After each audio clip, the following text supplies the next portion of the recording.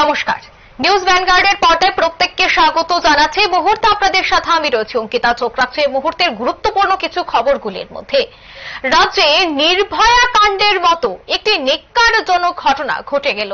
আমরা প্রত্যেকেই এই সুদূর দিল্লির নির্ভয়া কাণ্ডের সাথে আমরা বিভিন্ন তথ্য বা বিভিন্নভাবে যুক্ত রয়েছি, সে সম্বন্ধে আমরা প্রত্যেকেই জানি। কিন্তু এবার সুদূর দিল্লি নয়, এবার রাজ্যেই এই ন্যক্কারজনক ঘটনাটি সংঘটিত হয়েছে 21 বছরের এক কলেজ ছাত্রীর সাথে। বর্তমানে সে জিবি হাসপাতালে চিকিৎসাধীন। সে বর্তমানে বেঁচে আছে শারীরিকভাবে হয়তো, কিন্তু মানসিকভাবে কিন্তু একেবারেই বিধ্বস্ত।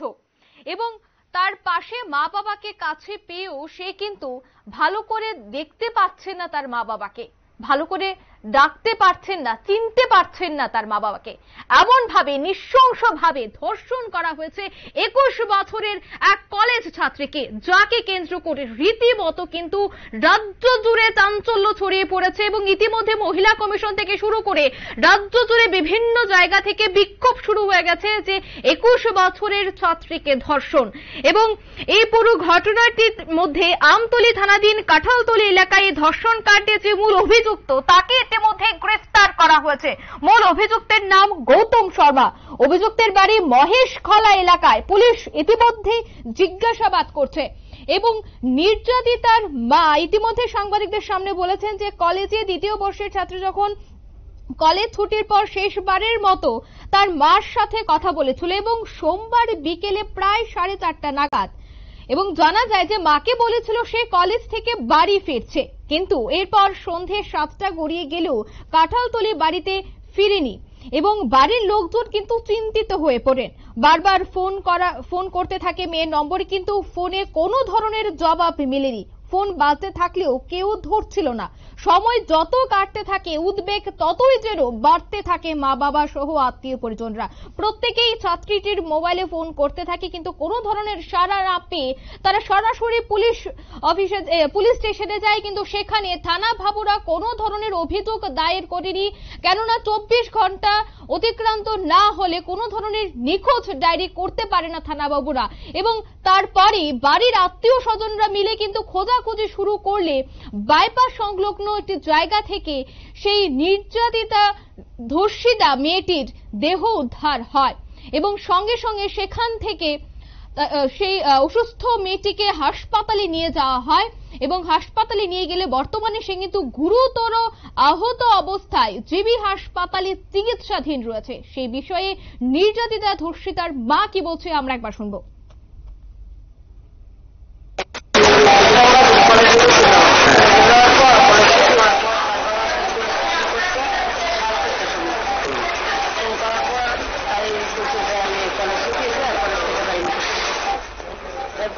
আর কোনো খবর টবর নেই, আয় না।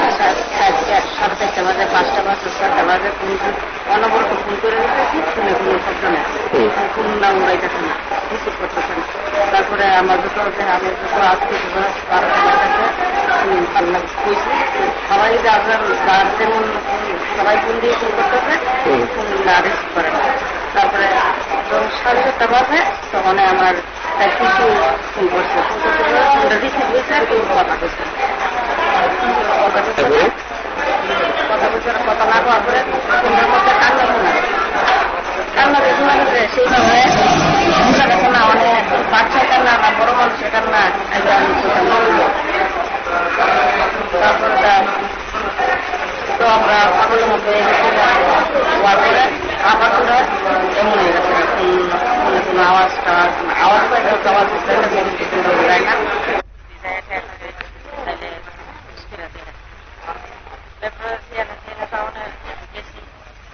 পাইলাম না পাওয়ার পরে 12টা বাজে, মানে আমরা একটা আত্মীয় ফোন করছি, যেটা করছে যে আত্মীয় একটা পাওয়া যাচ্ছে, আপনারা যাইতেছেন।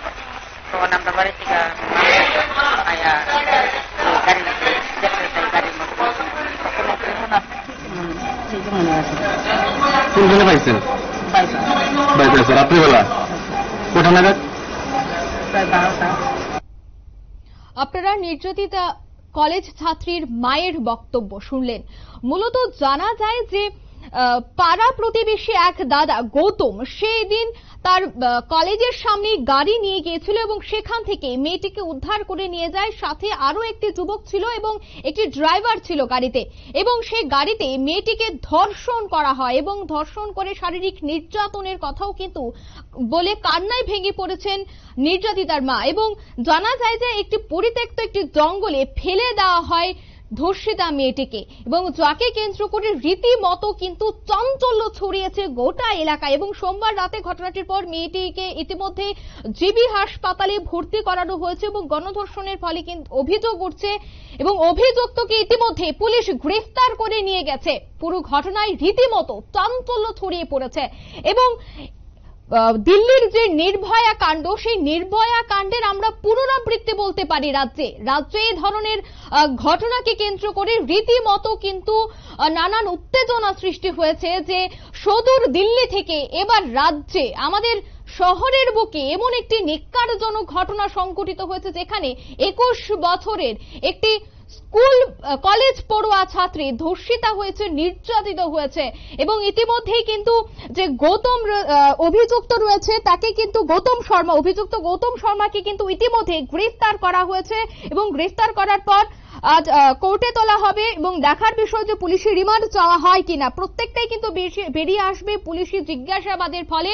এবং নির্যাতিতার মা থেকে যে বক্তব্যটা উঠে এসেছে এবং পুলিশ থেকে জিজ্ঞাসাবাদ করলে যে বিষয়টা উঠে আসছে তাকে কেন্দ্র করে জানা যায় যে ছাত্রীর কলেজের সামনে অভিযুক্ত গৌতম শর্মা গাড়ি নিয়ে দাঁড়িয়েছিল এবং তখনই সেই কলেজ ছাত্রী মেয়েটিকে গৌতম শর্মা বলে যে আমি তোকে বাড়িতে নামিয়ে দিয়ে আসবো।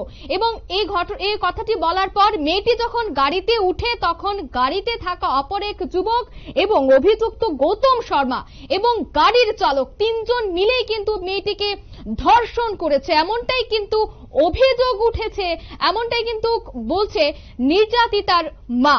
এবার দেখার বিষয় যে পুলিশ তদন্ত করে কি পদক্ষেপ গ্রহণ করে এবং একজনকে ইতিমধ্যে কিন্তু গ্রেফতার করা হয়েছে এবং গাড়ির চালক এবং অপর যে আরেকজন যুবক রয়েছে তাকেও কবে নাগাদ গ্রেফতার করা হয় তা নিয়ে এখন প্রশ্ন উঠতে শুরু করেছে।